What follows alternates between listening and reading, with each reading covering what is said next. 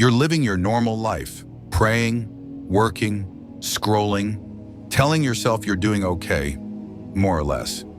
And suddenly, without warning, their name slices through your mind like a random WhatsApp notification you didn't even ask for. It doesn't make sense. You weren't thinking about them. You weren't searching for signs. But here they are, again, like a pop-up ad you can't close.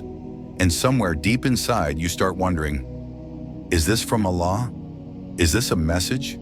Or am I just catching feelings at the worst possible time? Here's something most people miss. Not every person who enters your thoughts is a blessing. Sometimes it's a warning. Sometimes it's a hidden test meant to expose the cracks in your heart. And if you misread it, you could end up chasing something that was never yours to begin with.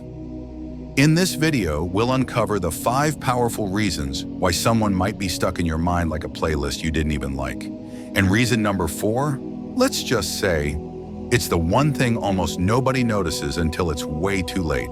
So let's begin. Before your heart writes a story you were never meant to live. Reason 1, it might just be your own heart, not a divine sign. Let's be honest with ourselves. Sometimes when you can't stop thinking about someone, it's not a sign from Allah. It's your own heart, refusing to let go. You check their profile, you replay old conversations in your mind, you scroll through memories pretending it's harmless, and then you sit there wondering why Allah keeps sending them into your thoughts. But the truth is, sometimes it's not a test from the outside, it's a test from inside you. Allah warned us clearly in the Quran, and do not follow your desires, for they will mislead you from the path of Allah. The deeper pain is this. Sometimes you're not missing the person. You're missing the closure you never got, the unanswered questions, the broken dreams, the conversations you're still having in your mind, long after Allah closed the door. And in many cases, especially today, those thoughts are tied to relationships that were never halal to begin with, a connection without a nikah, a bond built outside the limits Allah set to protect your heart. And even though you tell yourself it was different, the scars it left behind are still pulling at your soul. Remember this, my dear brother, my dear sister, when Allah removes someone from your life, especially when it was built on haram foundations, it's not cruelty, it's mercy. You're not being punished by their absence. You're being purified by their distance. But if you keep opening the door in your mind, if you keep replaying what Allah helped you escape from, you're not just hurting yourself. You're inviting pain back into a heart Allah was trying to heal. Sometimes the only closure you'll get is realizing that the door was closed by Allah Himself, out of pure love for you. Reason 2, maybe you're not meant to go back. You're meant to wake up. Let me ask you something. What if you're not constantly thinking about them because you're meant to be with them? What if Allah is letting their memory stay in your head because you haven't fully learned what you were supposed to? You're not stuck in love. You're stuck in the lesson. You're still carrying guilt, regret, confusion. And instead of reflecting, you keep romanticizing what was never pure to begin with. Because let's face it, some of those deep connections weren't halal. They were built on late-night texts, secret calls, emotional attachments that crossed boundaries. And now that it's over, you're left with an ache that isn't just about missing someone. It's about missing your own self-respect, your closeness to Allah, your inner peace. That constant thought, it's not always a sign to reconnect. Sometimes it's a call from Allah to say, come back to me, not to them. Clean what you broke. Don't repeat it.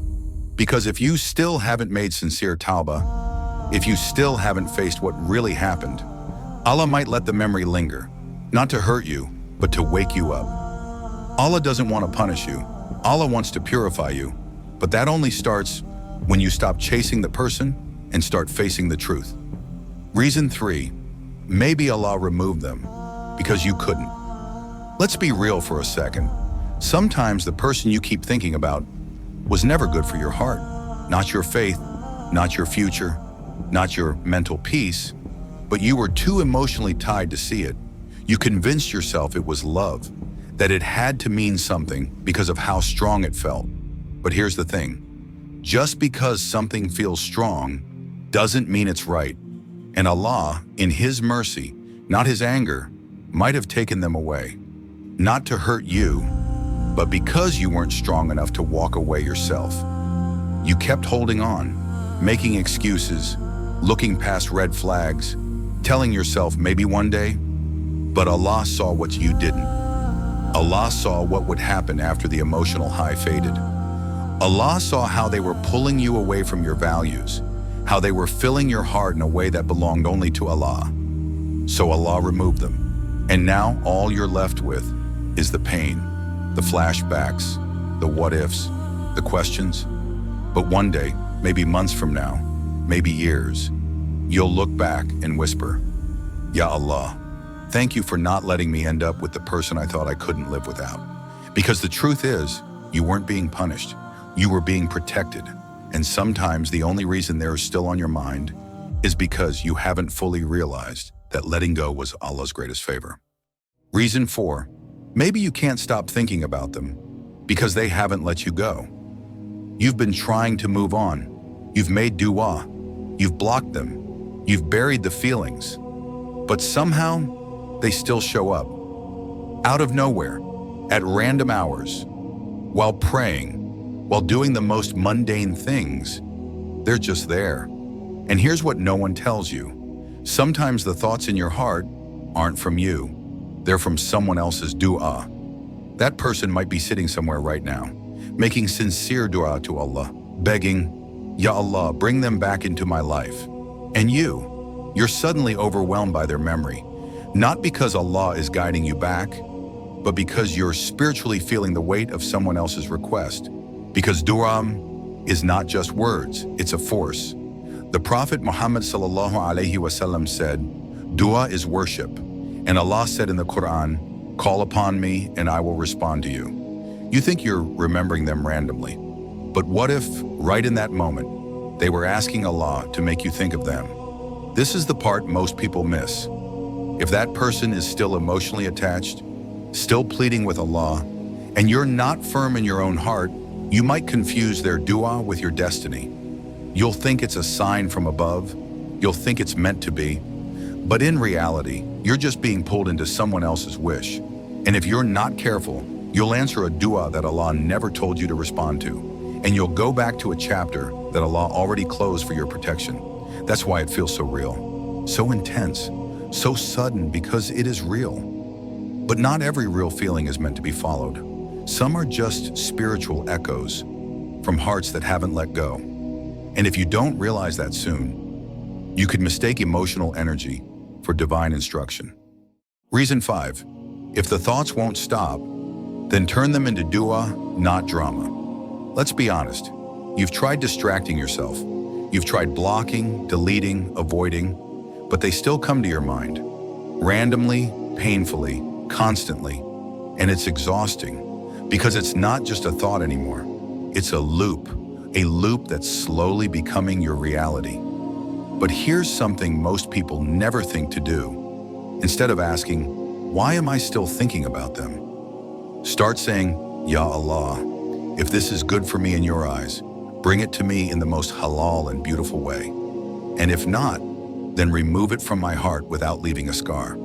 Because this way, even the most painful thought becomes a dua. Even the most random memory becomes an act of worship. And don't forget, what Allah writes for you will never need this much confusion. It won't keep dragging your heart into circles. It won't make your mind heavy and your soul empty. It won't pull you away from your salah, your peace, your clarity. Because when it's written by Allah, it comes with blessings, with protection, with no late night whispers, no guilt, no games. So if this constant thought is doing nothing but draining you, maybe it's not from Allah. Maybe it's just a heart that needs to redirect, to stop spiraling and start surrendering. Turn the storm inside your head into a silent, powerful moment of dua, and let Allah take it from there. So, my dear brothers and sisters, thinking about someone constantly isn't always about love. Sometimes it's Allah reminding you where your heart truly belongs. Because in Islam, we don't chase feelings. We seek clarity, blessing, and peace that comes through obedience to Allah. Allah tells us in the Quran, And do not follow your desires, for they will mislead you from the path of Allah. Many people today mistake emotional attachment for a sign from Allah. But the truth, not every strong feeling is divine.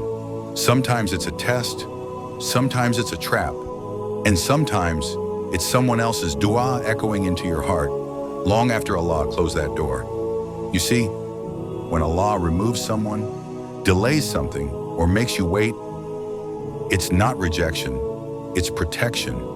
And the most dangerous mistake? Chasing someone in your mind that Allah already removed from your path in real life. The Prophet Muhammad ﷺ said, "There is a piece of flesh in the body, and if it is sound, the whole body is sound. And if it is corrupted, the whole body is corrupted. That piece is the heart. So take care of your heart. Return it to the one who created it. And every time that person enters your thoughts, don't spiral, don't chase. Turn it into dua. Because dua changes what you feel, and Allah responds to every sincere whisper. So today, make this powerful dua from your heart.